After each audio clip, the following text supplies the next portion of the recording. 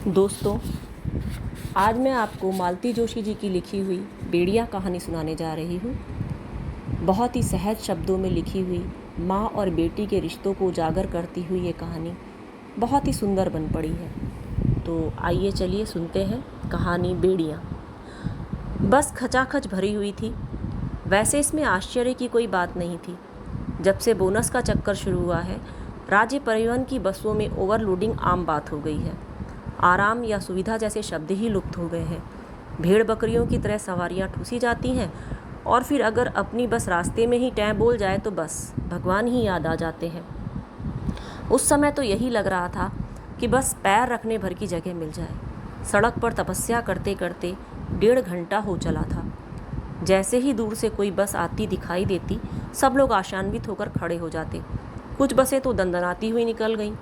1-2 रुकी भी तो उनमें केवल फुर्तीली सवारियां ही चढ़ पाईं। मेरी समझ में तो यही नहीं आ रहा था कि अम्मा को संभालूं या सामान को। वह तो कंडक्टर ने तरस खाकर थोड़ी मदद कर दी, नहीं तो सारी रात उस बीमार बस में ही गुजार देनी पड़ती। वह दया निधान हमें चढ़ाकर चलता बना। उसका कर्तव्य वहीं समाप्त हो गया था। अब बैठने की समस्या मुझे ही हल करनी थी। जिधर भी निगाह डालती सिर ही सिर नजर आ रहे थे, ऊपर से गर्मी की मार। मुझे अपना सोच नहीं था। ज़िंदगी में इतने धक्के खाए हैं कि बस का सफ़र उनके सामने कुछ नहीं है। मुझे अम्मा की चिंता हो रही थी। वे कितनी देर इस तरह खड़ी रह पाएंगी। अम्मा, इत्ते आ जाओ। मैंने आवाज़ की दिशा में सिर उठाकर देखा। एक प्रौढ़ सज्जन अम्मा के लिए जगह बना रहे थे। अरे, आप क्यों परेशान हो रहे हैं? मैंने शिष्टाचार निभाया। काय की परेशानी बिन्नू, जैसी तुम्हारी अम्मा ऐसे ही हमारी समझ लो। फिर हमें कौन अब ज़्यादा बैठने हैं, घड़ी खांड में हम स्टेशन आओ जाते हैं। मालवा की धरती पर अपनी बोली सुनकर अच्छा सा लगा, जैसे एकदम अपनों के बीच खड़ी हूँ। लोग सच कहते हैं, अपनी भाषा का बड़ा सहारा होता है। मैंने अम्मा को देखा।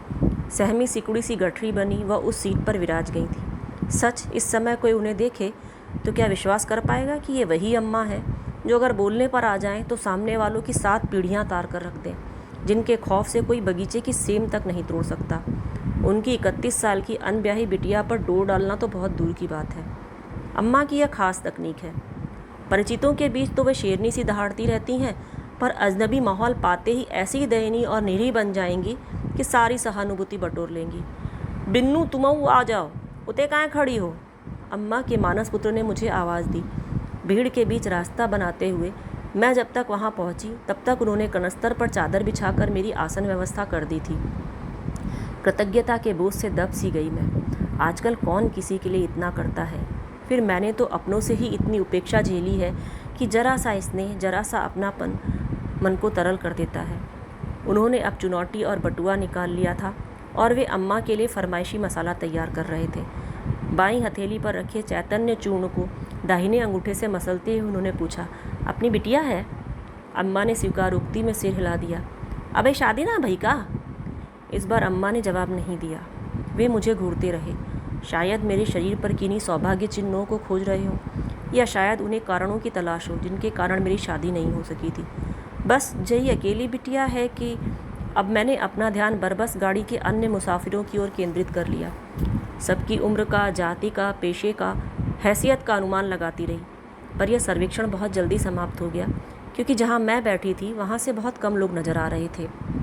फिर मैंने बस की ताल पर कोई गीत फिट करना चाहा, पर बात नहीं बनी। इस मामले में रेलगाड़ी बढ़िया रहती है। पहियों की संगत पर कोई भी धुन छेड़ दीजिए, समा बंध जाता है।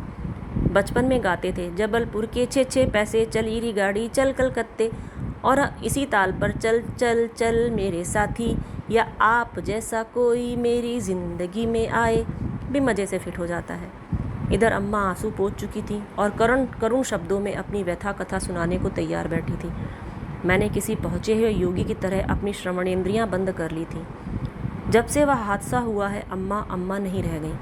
पता नहीं कितनी बार मुझे सुनना पड़ा है कि रागजू की जगह मैं ही मर जाती तो क्या नुकसान हो जाता। अम्मा को कौन समझाए कि मृत्यु पर किसी का वश नहीं है। नहीं तो क्या इतनी कड़वी बात सुनकर भी कोई जिंदा रहना चाहेगा? मृत्यु तो उस दिन मेरे भी द्वार आई थी, पर दस्तक देकर चली गई, जीवन भर मरणांतक पीड़ा झेलने के लिए।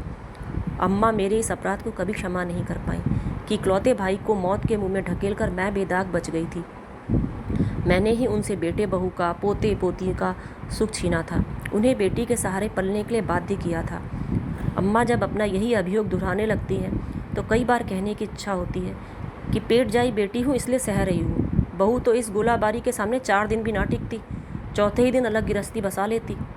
कभी कभी लगता है सचमुच ही मेरी ही नीयत में खोट रहा होगा, नहीं तो यह कैसे संभव है कि साइकिल की सीट पर बैठा हुआ वह 14-15 साल का दुधमुहा बच्चा तो ट्रक के नीचे आकर चिथड़ा चिथड़ा हो गया और कैरियर पर बैठी हुई मैं फुटबॉल से छिटक कर दूर जा गिरी, मुझे खरोंच तक ना आई। बस बैरागढ़ पर रुकी, तब भान हुआ कि भोपाल आने ही वाला है। वक्त कितनी तेज़ी से बदलता जा रहा है। मेरे देखते ही देखते भोपाल का चुंगी नाका लाल घाटी से बैरागढ़ पहुंच गया है, पर मेरे जीवन की बैलगाड़ी जहां की तहां खड़ी है।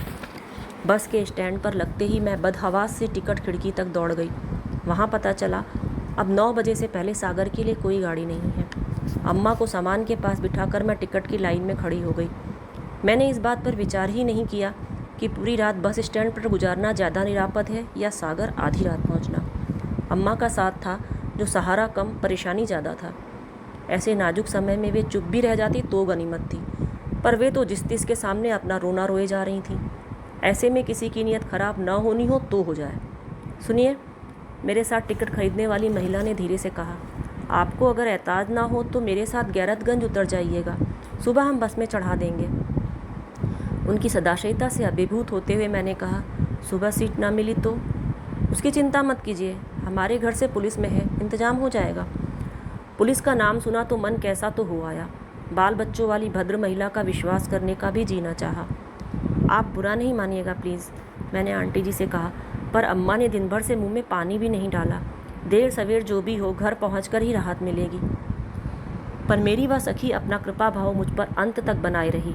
उतरते समय भी शायद उसने कुछ निर्देश दे दिए थे, क्योंकि सागर पहुंचते ही कंडक्टर ने पास आकर कहा था, बहन जी बता दीजिएगा, मैं वहीं गाड़ी रोक दूंगा। नहीं नहीं, रास्ते में नहीं उतरेंगे, सवारी मिलने में दिक्कत होगी, स्टैंड पर ही ले चलो, मैंने कहा। स्टैंड पर पहुंचकर कंडक्टर ने खुद सामान उतरवाया, अम्मा को भी सहारा देकर उतारा।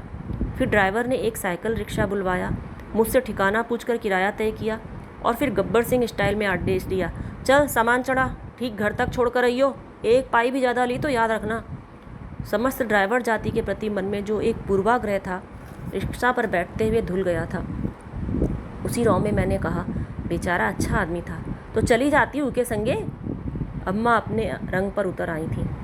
मैं कानों तक लाल हो आई। रिक्शा वाले ने सुना होगा तो क्या सोचा होगा?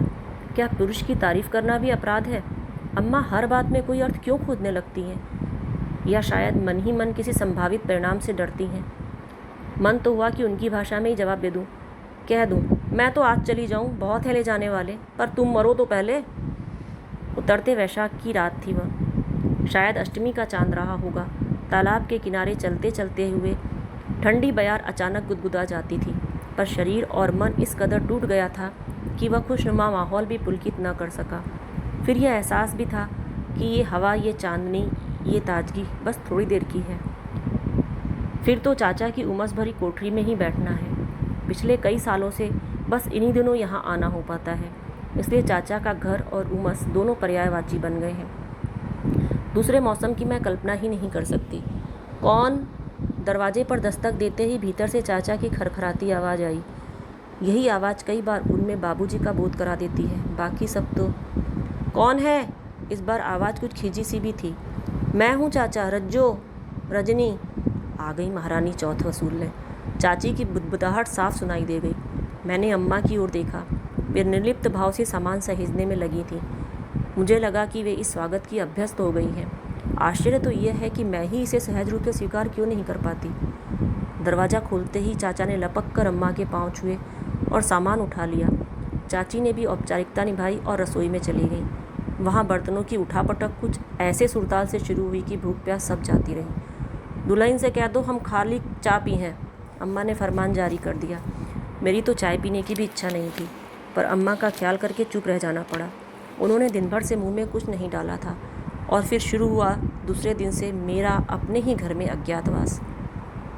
अम्मा तो चाचा को लेकर सुबह से ही निकल जाती, कभी खेत, कभी खलिहान, कभी बटाईदार के यहाँ, तो कभी लाला के यहाँ।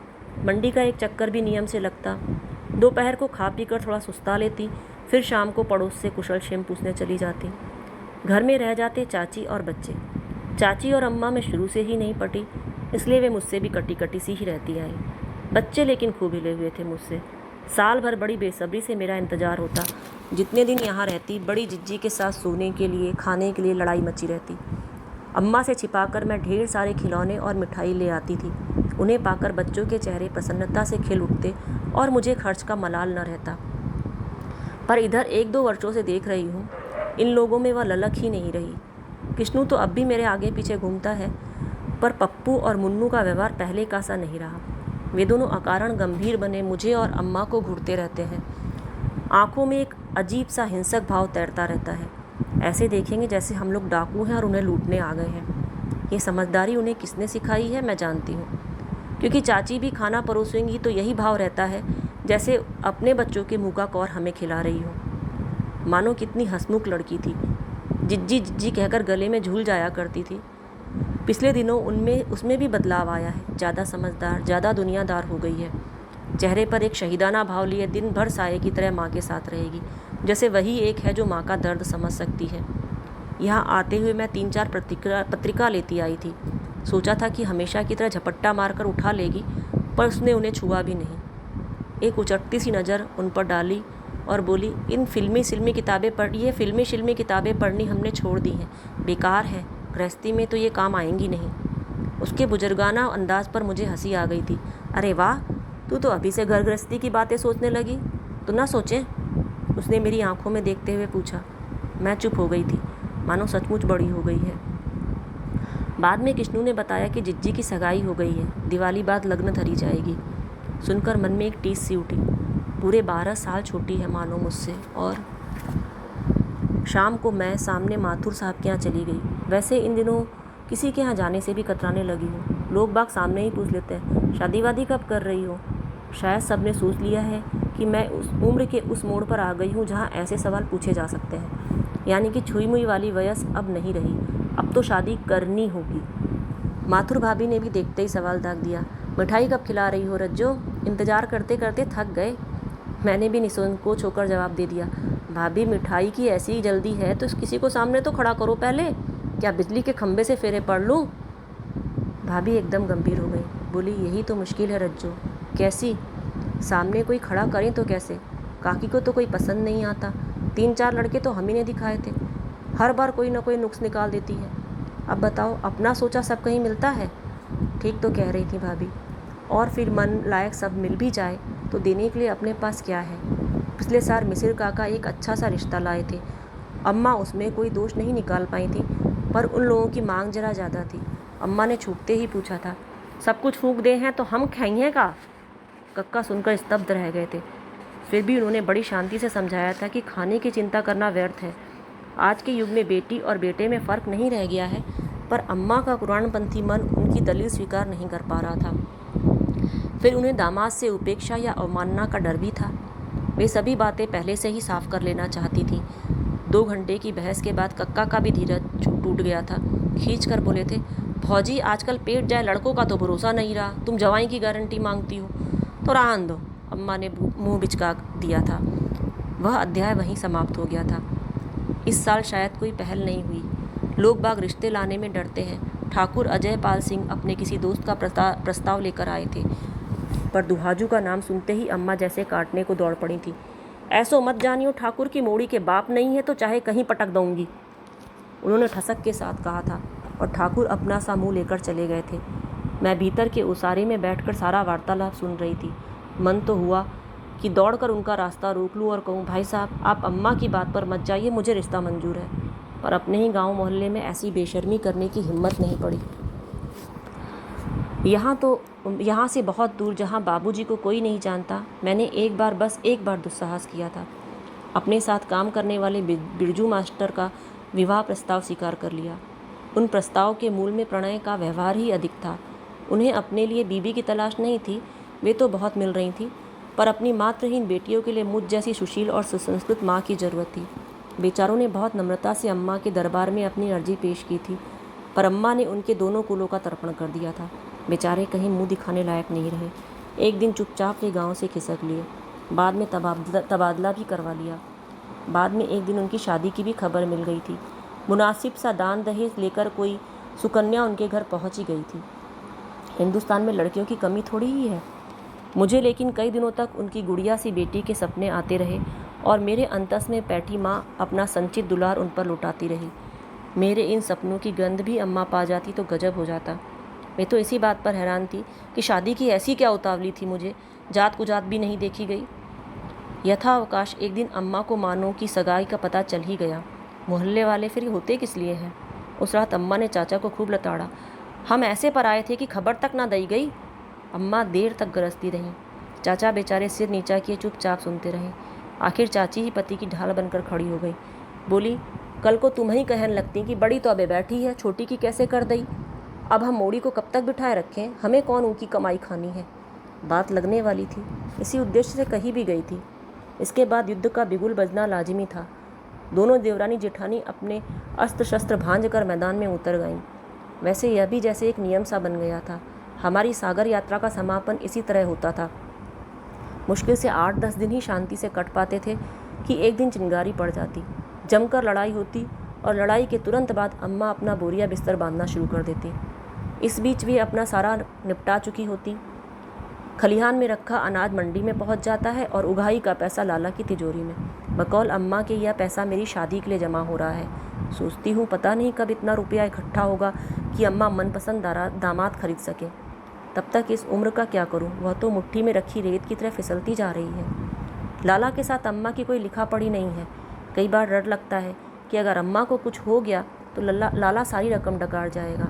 चाची कहती हैं, बिन्नू ऐसी भोली नहीं है तुम्हारी अम्मा, भूत बनकर लाला का घर पकड़ लेंगी, पाई पाई उगलवा लेंगी। बस पर छोड़ने के लिए चाचा के साथ किश्नू और पप्पू भी आए थे। किश्नू के मन में जिज्जी या बड़ी माँ से ज़्यादा कुल्फ़ी का आकर्षण था, जो स्वाभाविक था। पर पप्पू को बतौर जासूस भेजा गया था। खबर लगते ही मिसिर कक्का, परमानंद, लच्छू पटेल सब पहुंच गए थे। अम्मा उन सबके सामने चाचा को डांट रही थी। चिट्ठी डाल दे हो तो हम आ जाए हैं, कुछ बने गया सो मदद कर दे हैं, आगे फिर तुम्हारी मर्जी है। चाचा सिर झुकाए चुपचाप सुनते रहे थे। अम्मा को माँ की जगह मानते आए थे। मुझे चाचा की यह दुर्दशा देखी नहीं गई तो मैंने अगल बगल दृष्टि दौड़ानी शुरू की।